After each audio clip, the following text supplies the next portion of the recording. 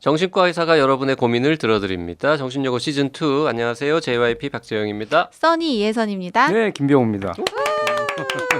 드디어 박사와 함께하는 정신여고. 드디어 박자 놓치지 않고 바로 적응하셨군요. 네, 네. 7번 만에. 네, 대한신경정신의학회와 함께하고 있는 정신여고 시즌2 김병후 선생님과 함께하고 있습니다. 네. 매주 화요일 금요일 오전 10시에 네이버 오디오 클립 정신여고 채널, 팟빵 나노의사다 채널, 유튜브 정신여고 채널에 업로드되고 있습니다. 오늘 사연도 역대급으로 긴데요. 지난번 역대급보다 더 긴 것 같죠? 네, 더 기네요. 이것도 여성이신데 네. 너무 써니가 많은 일을 하는 것 같아가지고 요건 그냥 제가 읽어드리도록 와! 하겠습니다. 40대 중반 전업주부입니다. 네. 저는 미국에 살고 있습니다. 어려서부터 지금도 모든 일에 겁이 많습니다. 새 물건보다는 낡고 오래됐지만 쓰던 물건이 더 좋고 식당도 늘 가던 곳만 주로 갑니다. 옷도 같은 옷 계속 입어서 구멍이 나도 그 옷이 편하고 좋아서 그대로 입습니다.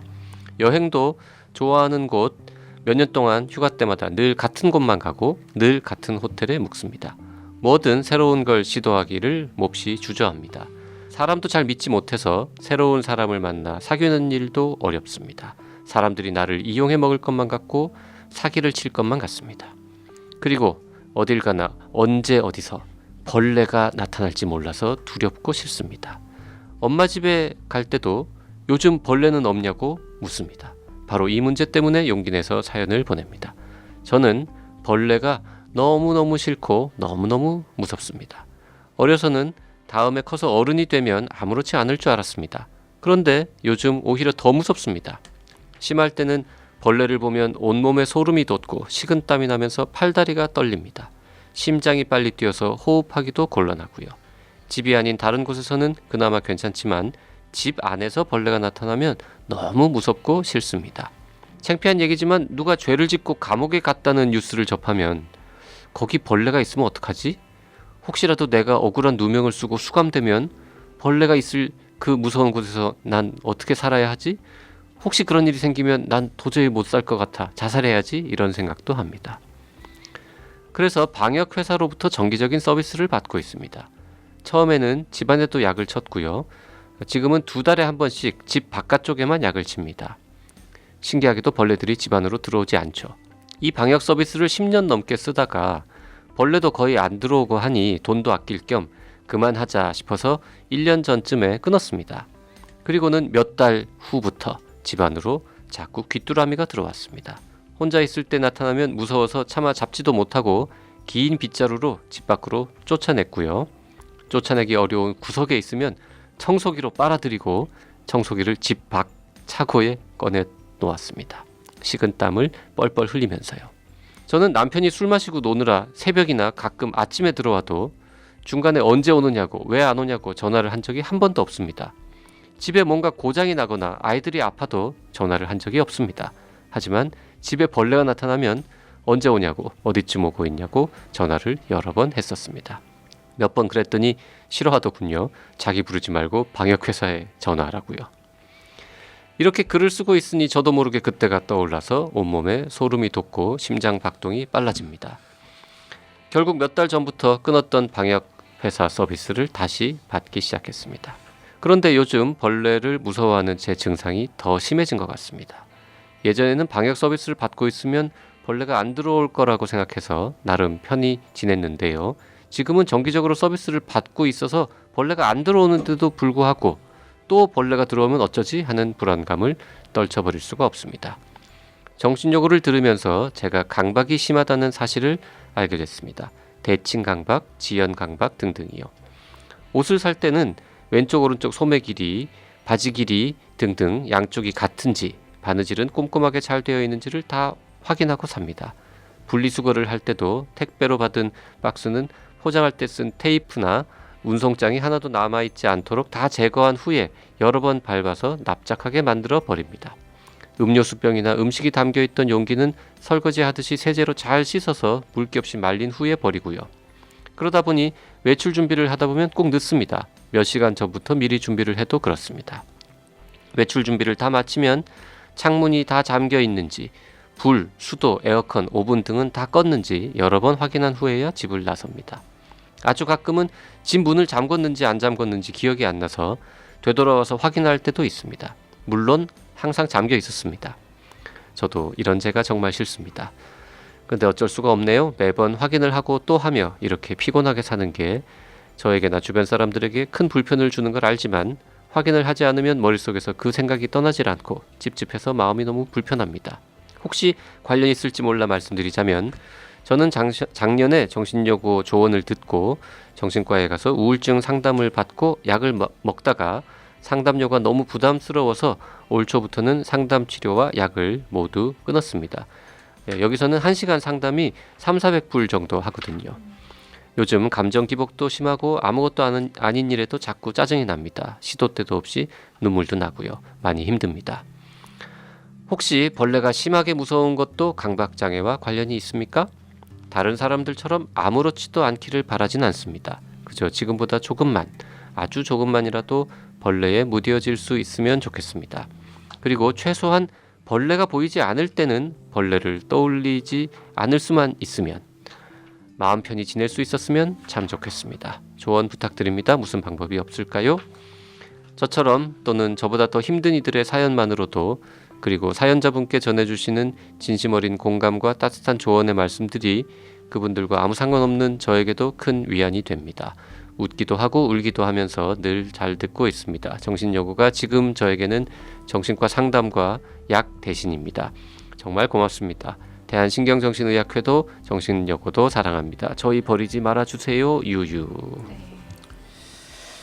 예, 뭐 그 벌레에 대한 것도 강박증이죠. 그래서 강박증은 하여간 불안 때문에 생기는 거고요. 벌레에 대한 것도 그렇고 이제 많은 경우에 이런 벌레에 대한 두려움, 공포증 갖고 느낄 때는 원인이 딴 데 있다고 생각을 해요. 사실은 벌레보다. 그래서 이제 지금 이 편지를만 갖고 추정해 본다면은 저는 여기서 다른 건 다 모르지만 꼭 이 원인이 이건 아닌지 모르겠는데 남편이 술 마시고 노느라 새벽에 들어오거나 아침에 들어와도 언제 오느냐 왜 안 오느냐 전화한 적이 한 번도 없다 그래요. 네. 이거는 제가 볼 땐 뭐냐면은 자기 권리를 잘 받는 사람이 아닌 것 같아요. 이 부인이요. 남편하고 관계에서 자기가 필요한 것을 다 요구를 하지 못하는 부인일 가능성이 있어요. 이분은 불안이 많은 분인데 근데 그 남편이 술 마시고 새벽에 늦게 들어오는 경우가 꽤 있다는 얘기 이잖아요. 근데 그거에 대한 걸 얘기를 못 한다는 거는 관계에서 자기가 불안해질 수 있는 거를 스스로 요구하거나 주장하지 못하는 분일 수도 있어요. 의외로 이분 같은 경우는 본인이 생활 속에서의 불안의 원인, 실제 본인은 문제 삼지 않지만 그 불안의 원인을 제거하게 되면은 그러면 이 불안도 줄어들지도 몰라요. 그 다음에 이제 이 치료에 대한 거는 뭐 그 300불, 400불 내고 상담하는 거가 사실 쉽지 않거든요. 경제적 여유가 있지 않으면은. 그렇다면은 저는 이런 강박증인 경우에 전 이분인 같은 경우는 사실 우울도 되게 심하고 그래서 약을 쓰는 건 어떨까? 약만 상담하지 않더라도 약만 쓰는 것도 권해보고 싶고요. 그 다음에 이분 같은 경우에는 그 제일 걱정스러운 건 뭐냐면은 이제 성격적인 건데 이 강박증과 관련된 성격인데 늘 하던 것만 한다라고 얘기하잖아요. 이거는 문제가 뭐가 되냐면 지금 40대 중반인데 좀 지나면은 치매가 올 가능성이 있어요. 새로운 걸 안 하니까 뇌를 쓰지 않게 되거든요. 인간은 익숙한 거에는 뇌를 쓰질 않아요. 그럼 이분이 점점 시간이 지나가면 어떻게 되냐면 새로운 거에 대한 걸 안 할 거고 새로운 사람도 안 만나고 새로운 가지도 않고 매일 똑같은 것만 하게 되면은 결국 뇌를 안 쓰는 거가 되기 때문에 치매의 가능성이 굉장히 많을 것이다. 불안 때문에 행동 조절을 하고 행동하는 거 별로 없을 거고 새로운 거에 가는 거 없고 뇌 별로 안 쓰게 되고 그다음에 매일 똑같은 것만 머리 안 쓰는 행동만 하게 되면은 그게 치매로 가거든요. 그래서 이분은 여러 가지로 봐가지고 이거 빨리 치료를 해야 될 거라고 생각해요. 치료를 하고 그래서 약을 먹어서 좋아지면은 그 다음에는 벌레가 안 들어오게 하는 게 아니라 일부러라도 본인이 벌레 있는 쪽에 더 다가서야 될 것 같아요. 치료된 다음에 어느 정도 약해진 다음에는. 그래서 치료는 저는 이분한테 권해드리고 싶은 거는 상담 치료를 해서 돈을 많이 드는 치료보다는 네. 글쎄 그게 이제 가능할지 모르지만 선생님하고 치료해가지고 그 약에 대한 것이 어느 정도 된다면은 가까이 계신 선생님들한테 뭐 패밀리 닥터가 됐든 그 약에 대한 거를 처방받아가지고 약을 계속 유지하는 이런 게 좋지 않을까 하는 생각이 드네요. 지금 우울증 약을 드시다가 끊었다라는 말씀을 하셨는데 뭐 불안장애에 쓰는 약도 같이 쓸 수 같이 할 있는데 수도 있고. 이제 이렇게 생각하면 돼요. 우울증 약이 강박증 약이자 우울증 약이고 우울증 약은 만성 불안을 잡아요. 예, 그러니까 처음에는 항불안제는 이제 습관성인 약인데 그 약을 같이 쓰다가 좀 지나면 그 약을 빼고 우울증 약만 습관성이 안 되는 우울증 약만 쓰더라도 만성적인 불안 잡고 이분이 하고 있는 강박적인 불안도 잡을 수 있거든요. 네. 그래서 약만 유지하는 것도 꽤 괜찮은 방법이겠다. 저희가 미국 제도를 뭐 정확하게는 모릅니다만 1시간 상담료 뭐 300불, 400불이지만은 약만 드시는 거는 훨씬 비용이 네, 적잖아요. 이렇게까지 네. 비용 들지는 않을 거예요. 그래서 네, 그런 거를 한번 네. 저도 벌레를 정말 싫어하거든요. 그래서 저는 이 사연을 보면서 벌레 부분에 대해서는 충분히 그럴 수 있다고 생각을 했어요. 왜냐하면 저희 집에도 이제 벌레가 들어왔어요. 벌레가 들어왔는데 그날 좀 큰 벌레였어요. 제 동생이랑 제 남동생이랑 여동생이랑 해서 셋이 있었는데 그걸 보는 순간 저는 그걸 못 잡겠는 거예요. 그래서 남동생 불렀죠. 저걸 잡아달라. 그래서 남동생도 못 잡겠다. 그래서 저는 짐을 쌌거든요. 난 나가서 자겠다. 그 짐을 싸니까 남동생이 정말 한심하게 쳐다보면서 나와가지고 그걸 잡아줬는데 그렇게 저도 사실은 벌레가 너무 좀 징그럽기도 하고 무섭기도 하고 얘 갑자기 나한테 날라올 것 같고 막 뭐 되게 싫거든요. 어느 정도까지는 벌레를 두려워하는 거가 인간이 그럴 수 있는데 네. 이 경우가처럼 이 두려워하는 것 때문에 너무나도 큰 삶에 손상이 오는 경우에 예, 그러니까 뭐 그 집에서 못 있는다든지 네, 그러니까 네. 벌레 공포증 얘기하는 사람들 참 많은데 이게 하나도 없어야 된다고 생각하는데 사실 벌레가 없는 상황이 더 몸에 안 좋은 거거든요. 어떻게 보면은 예, 뭔가 독성 물질이 많으니까 벌레가 없는 건데 그게 바로 무슨 방역한다든지 네, 네, 살충제를 네, 치거나 이런 거가 독성 물질이 많이 있어가지고 벌레를 다 죽이는 거니까 어떻게 보면 장기적으로 그게 인간한테 더 안 좋을 수 있어요. 그렇군요. 예. 네. 무엇이든 새로운 걸 시도하는 거를 매우 주저하고 두려워하시는데 이게 너무 걱정스러워요. 이거 네. 삶이 너무 불행해져요. 이러면 새로운 사람 만날 수 없고 새로운 곳에 갈 수가 없고 삶이 내가 볼 때는 거의 갇혀진 삶이잖아요. 그러게요. 그게 세상에 자체가. 좋은 휴가지 많잖아요. 네, 여기저기 가보셔야죠. 왜 맨날 같은 데만 갑니까? 다 경험해야 되는데. 예. 그 강박 증상이라고 이제 하는 거 하고 그냥 좀 꼼꼼하고 뭐 이런 거 하고는 사실 약간 종이 한 장 차이인 것 같기도 합니다. 종이 한 장 차이예요. 이분 지금 선생님. 보면은 옷 살 때 바느질 잘 되어 있는지 음. 오른쪽 왼쪽 길이가 똑같은지 이거 확인해야 되는 거잖아요. 맞아요. 원래. 그러니까 이런 거예요. 강박증의 문제는 뭐냐면 확인하는 거 좋아요. 근데 우리 삶에서 확인할 게 너무 많거든. 그 확인하는 게 자기 삶에 이익이 되는 거 하는 건 괜찮아. 근데 이익되지도 않는 거를 갖고서 계속 확인하고 있는 게 이게 강박증이에요. 아니 그리고 네. 여기 지금 그 분리수거 할 때 다 깨끗하게 씻어서 내보내는 거예요. 아주 바람직한 생활 태도 아닙니까? 괜찮아요. 재활용하기도 좋고. 괜찮아. 재활용하기도 좋고 집안에 벌레도 안 꼬이고 근데 그건 냄새도 안 나고. 근데 그건 좋은데 남들이 2분에 할 걸 2시간 했다. 이건 문제란 말이야. 그게 문제가 되는 거죠.